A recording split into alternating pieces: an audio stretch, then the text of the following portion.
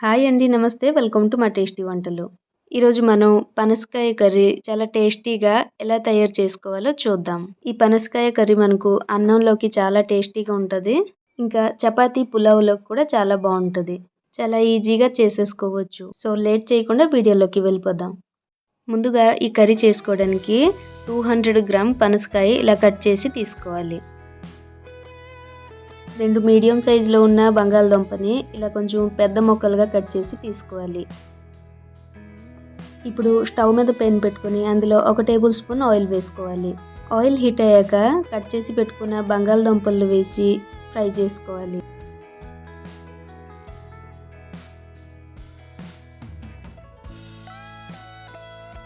ఇలా బంగాళదుంపలు ఫ్రై అయ్యాక ఒక ప్లేట్లోకి తీసుకోవాలి. ఇప్పుడు అదే ఆయిల్‌లో పనసకాయ కట్ చేసి పెట్టుకున్నాం కదా! ఆ పనసకాయని కూడా వేసి ఫ్రై చేసుకోవాలి. పనసకాయని ఫ్రై చేసేటప్పుడు ఫ్లేమ్‌ని లో టు మీడియంలో పెట్టి ఫ్రై చేసుకోవాలి. నేను ఇక్కడ లేత పనసకాయలు తీసుకున్నాను కాబట్టి డైరెక్ట్‌గా ఫ్రై చేసేస్తున్నాను.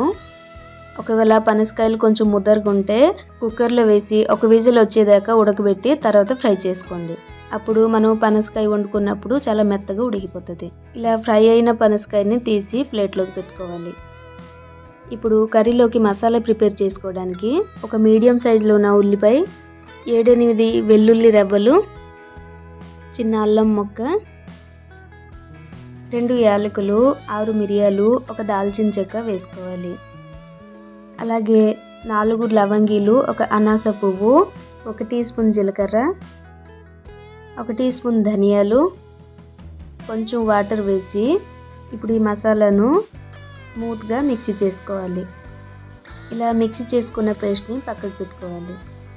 ఇప్పుడు స్టవ్ మీద పెన్ పెట్టుకొని అందులో 1 టేబుల్ స్పూన్ ఆయిల్ వేసుకోవాలి. ఆయిల్ హీట్ అయ్యాక 2 ఎండుమిరపకాయలని, ఒక బిర్యానీ ఆకు వేసి ఫ్రై చేసుకోవాలి. ఇలా ఫ్రై చేసుకున్నాక ఇప్పుడు సన్నగా తరిగిన ఒక ఉల్లిపాయను వేసుకోవాలి. ఉల్లిపాయలు గోల్డెన్ బ్రౌన్ కలర్ వచ్చేదాకా ఫ్రై చేసుకోవాలి.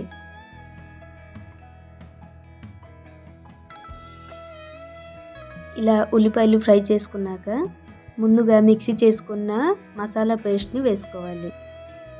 ఇప్పుడు ఈ మసాలాలో పచ్చివాసన పోయేదాకా ఫ్రై చేసుకోవాలి.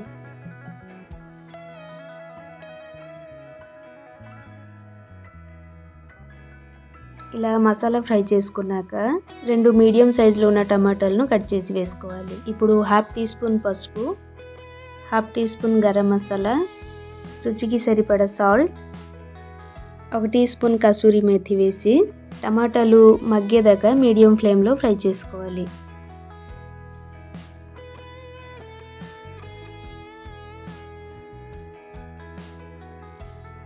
ఇలా టమాటాలు బాగా వేగాక ఇందులో 1/2 టీ స్పూన్ కారం, కొంచెం కొత్తిమీర వేసి మరోసారి కలుపుకోవాలి. ఇలా మసాలా మొత్తం బాగా ఫ్రై అయిపోయిన తర్వాత ఇందులో ముందుగా ఫ్రై చేసి పెట్టుకున్న బంగాళదుంప, పనసకాయను వేసి మరో 3 నిమిషాలు మీడియం ఫ్లేమ్లో మసాలాలు పనసకాయకి బాగా పట్టేలా కలుపుకుంటూ ఫ్రై చేసుకోవాలి.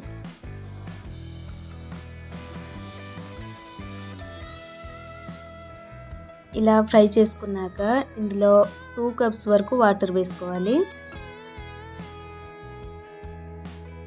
వాటర్ వేసాక మరోసారి కలుపుకొని మీడియం ఫ్లేమ్లో ఒక 10 నిమిషాల వరకు మూత పెట్టి కుక్ చేసుకోవాలి.